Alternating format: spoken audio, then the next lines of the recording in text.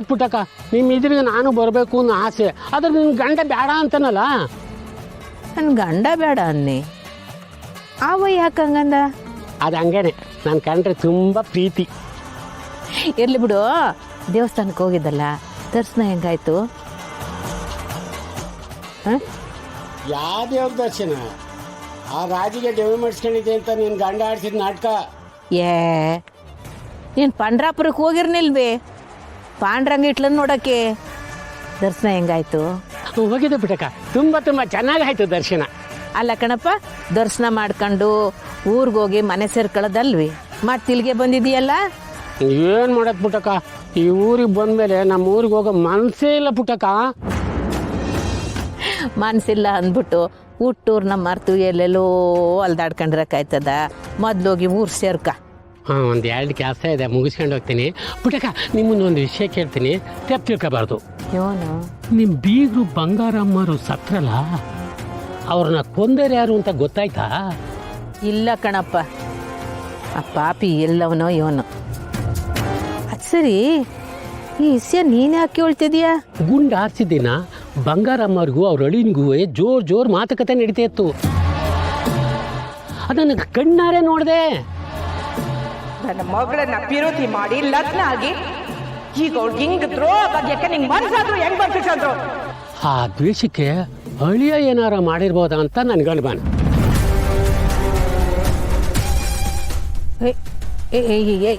ಈ ರಂಗಣ್ಣ ಇವನ್ ಹೇಳ್ತಿದ್ದೆ ನೀನು? ಅವ್ರ ಅಳಿಯ ಅಂತಂದ್ರೆ ನಮ್ಮ ಚಂದ್ರು. ಹೌದು ಪುಟ್ಟಕ್ಕ, ಲಾಯರ್ ಚಂದ್ರುನೇ. ಅತ್ತೆ ಮತ್ತು ಅಳಿಯ ಒಂದೇ ಕಿತ್ತಾಟ. ಅತ್ತೆನೂ ಅಳಿಯನೂ ಕಿತ್ತಾಡ್ತಿದ್ರಿ? ಹೌದು ಪುಟ್ಟಕ್ಕ, ನಾನು ಬಸ್ ಇಳಿದು ಊರೊಳಗಡೆ ಬರ್ಬೇಕಾರೆ ಬಂಗಾರಮ್ಮರು ರೋಡಲ್ಲಿ ನಿಂತ್ಕೊಂಡು ಅವ್ರ ಅಳಿಯನ ಜೊತೆ ಜೋರಾಗಿ ಕಿತ್ತಾಡ್ತಾ ಇದ್ರು. ಅವತ್ತು ಚಂದ್ರ ಜೊತೆ ಯಾವುದೋ ಹುಡುಗಿನೂ ಇತ್ತು. ಪುಟ್ಟಕ್ಕ, ಅಕ್ರಮ ಸಂಬಂಧ ಇರಬೇಕು. ಅದಕ್ಕೆ ಬಂಗಾರಮ್ಮರು ನಿನ್ ಜೊತೆ ನನ್ನ ಮಗಳು ಇರಬಾರ್ದು ಅಂತ ಹಂಗೆ ಹಿಂಗೆ ಅಂತ ಸಿಕ್ಕಾಪಟ್ಟೆ ಕೂಗಾಡ್ತಾ ಇದ್ರು ಪುಟ್ಟಕ್ಕ. ನಾನು ಮರಲ್ಲಿ ನಿಂತ್ಕೊಂಡು ಎಲ್ಲ ನೋಡ್ತಾ ಇದ್ದೆ. ಆಮೇಲೆ ಅವ್ರ ಅಳಿಯ ಬಂಗಾರಮ್ಮರ ಕಾಲಿಟ್ಕೊಂಡು ಬಿದ್ದು ಬೇಡ್ಕೋತಾ ಇದ್ದ. ಬಂಗಾರಮ್ಮನವರು ಕ್ಷಮಿಸ್ತಾ ಇಲ್ಲ, ನೀನು ಸರಿಯ ಬುದ್ಧಿ ಕಲಿಸ್ತೀನಿ ಅಂತ ಸವಾಲಕ್ಕೆ ಅಲ್ಲಿಂದ ಹೊಟ್ಟೋದು ಅಮ್ಮರೇ.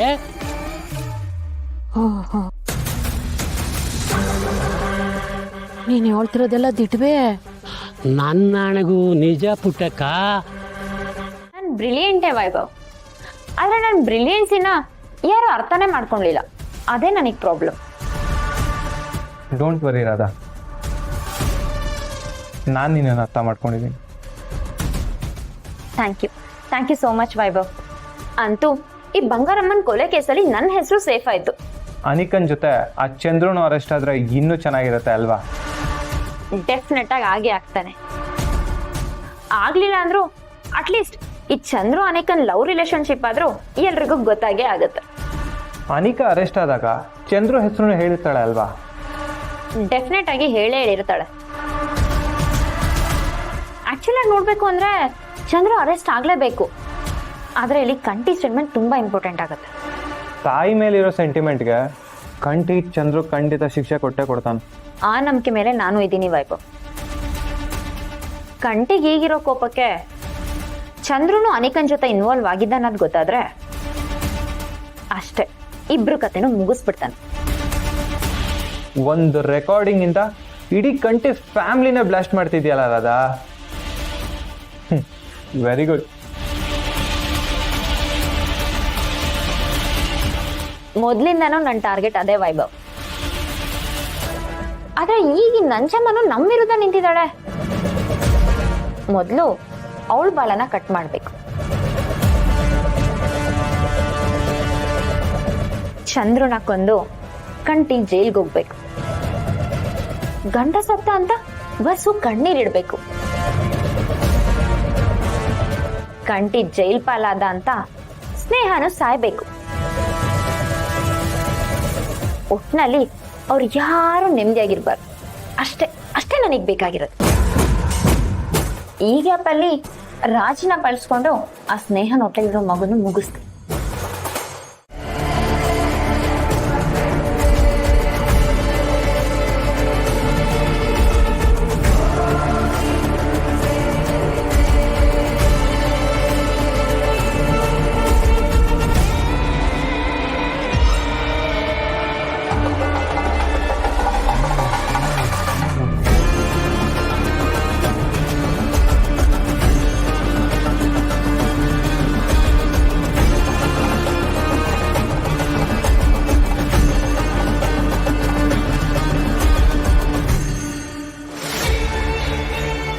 ಅಯ್ಯೋ ಪಾಪಿ, ಬದುಕಿದ್ ನಮ್ಮ ಅಮ್ಮ ಅವ್ರನ್ನ ಯಾಕೆ ಕೊಂದೆ?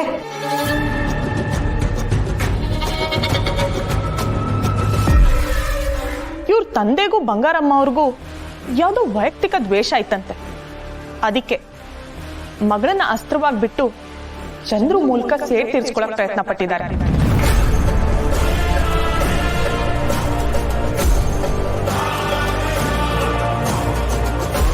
ಇದೆಲ್ಲ ಇವಳೇ ಮಾಡಿದ್ದು ಅನ್ನೋದಕ್ಕೆ ನಮ್ಮ ಹತ್ರ ಪ್ರೂಫ್ ಇದೆ ಪುಟ್ಟಕ್ಕ. ಅದು ಅಲ್ಲದೆ ವಿಚಾರಣೆ ಮಾಡಿದಾಗ ಸ್ವತಃ ಅನಿಕಾನೇ ಒಪ್ಕೊಂಡಿದ್ದಾಳೆ.